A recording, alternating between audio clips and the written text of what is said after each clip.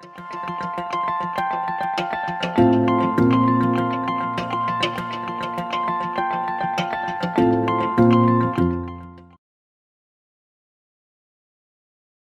so today I'm going to talk a little bit about the characteristics of pain in Parkinson's disease.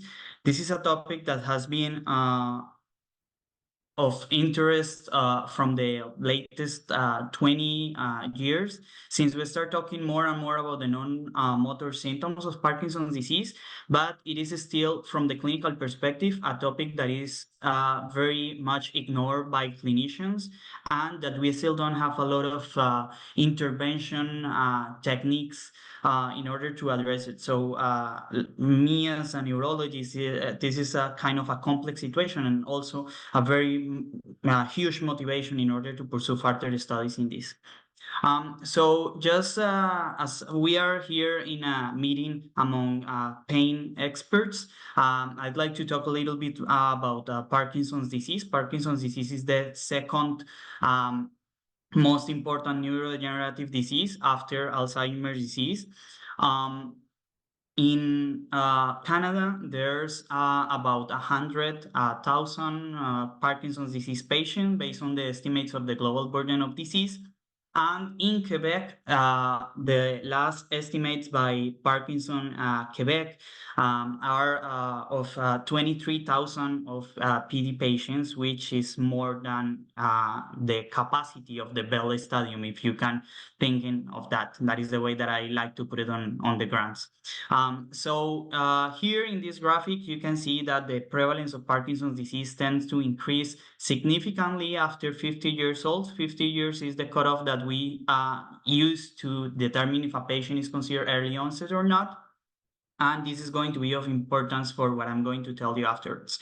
And regarding the incidence rates, we've been that the disease is starting to appear with a higher and higher frequency each year. And of course, in populations that are aging, such as the Canadian one, it's a disease of importance.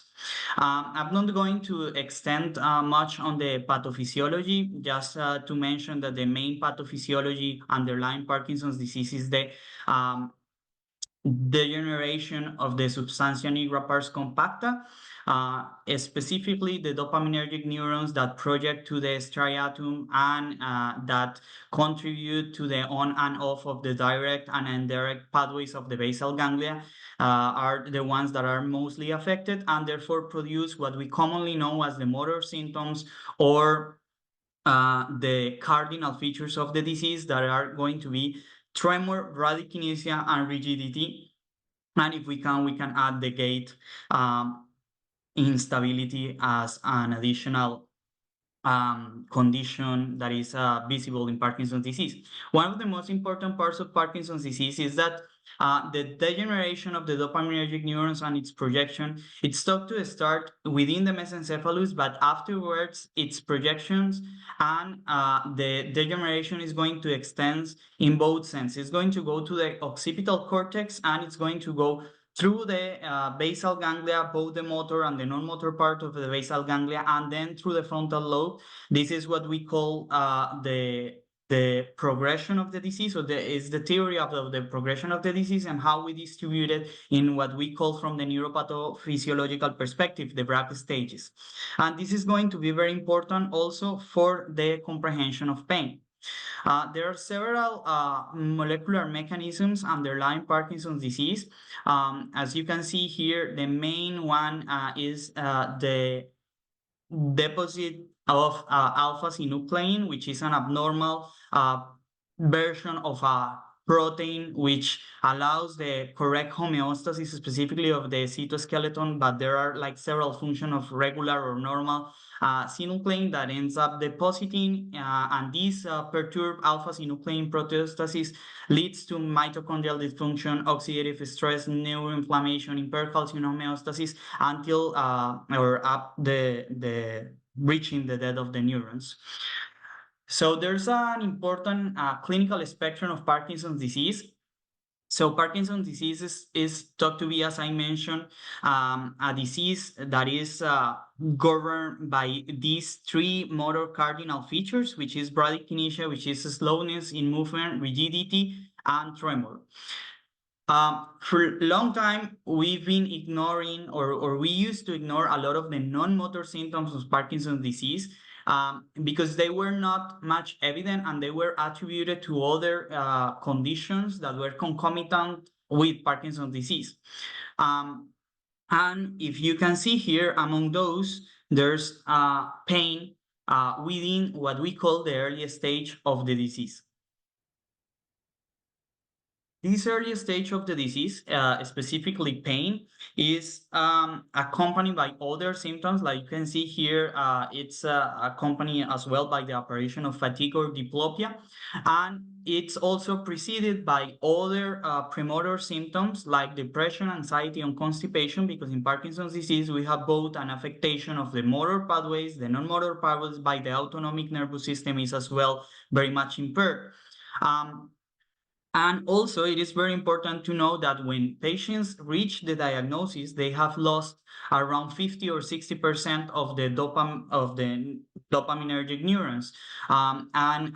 It's when the symptoms actually emerge, but there's been a long time before since the non-motor symptoms emerge.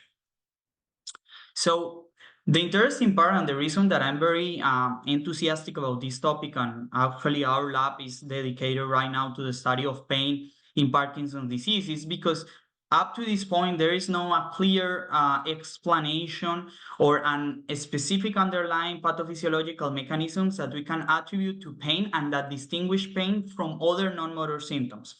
It is very important to consider that within pain, of course, like there's an underlying pathophysiology and an underlying pathways that are affected, specifically in the transition between acute pain and chronic pain. And of course, like you are more like experts on these topics, but for the biological correlates of pain, it's thought to be, of course, an impairment in dopamine, as for many of the non-motor symptoms, but as well, there's supposed to be a deficit on the serotonin and noradrenaline circuits, and this deficit or degeneration that compromise not only the dopamine system, but also the monoaminergic system is thought to affect the modulation mechanisms of pain.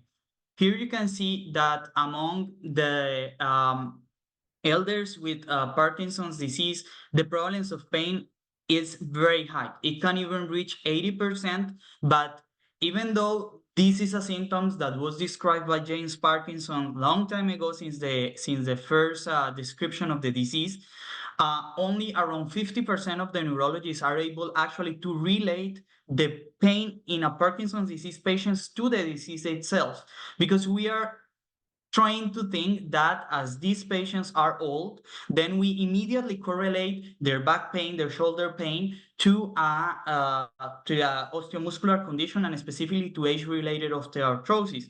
When in the reality, these patients, when compared to controls of their same age, has more than double the prevalence of their of pain, and specifically of chronic pain. I found this that I consider very interesting. This is a kind of a small book regarding pain that was published by France Parkinson's last year. And as you can see here, for the French population, around 86% of patients consider or reported the prevalence or the presence of pain.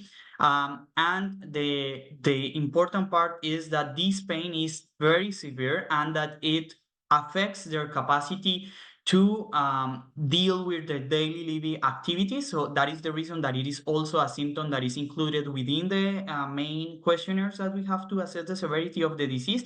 And even though you saw that the disease, in the early stages of the disease, pain appears, it stays throughout the disease. That is the reason that in patients with Parkinson's disease, it's very important to have like a comprehensive assessment to understand if the pain is related or not to the neurodegenerative disease, because of course it can be related as well to arthrosis, osteoporosis, to cancer, Parkinson's disease patients may have also constipation, and that may lead to abdominal pain, or have a pain in the low abdomen that could be also related to infections such as like urinary tract infections, or also because of urinary retention.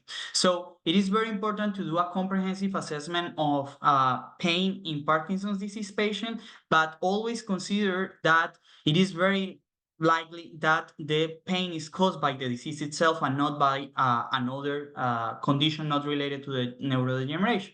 And if we go to the clinical evidence regarding the difference between patients with Parkinson's disease and without Parkinson's disease, you can see, like in this table, that there's plenty of evidence that the disease is way more aggressive, you can call it like that, in patients with Parkinson's disease and pain.